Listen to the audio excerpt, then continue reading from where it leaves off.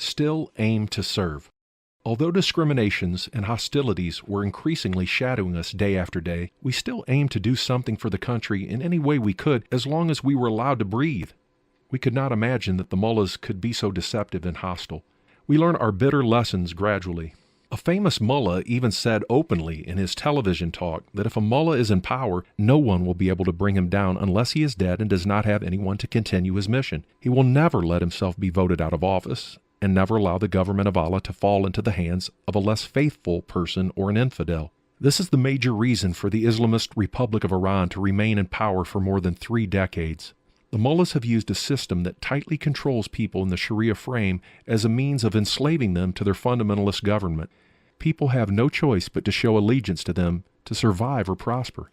However, we the lovers of democracy were counting on the people's 80% vote, which was cast in favor of the President Bani Sadr in the first presidential election.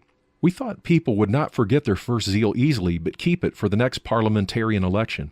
We also thought that if the mullahs allowed us to nominate a candidate in the future, and we regained a measure of power, people would be encouraged to stand behind us more courageously. The president's escape discouraged many of us who were his colleagues and had battled hardships with him. How could a people's president escape for the sake of his own life and leave millions of his followers as orphans?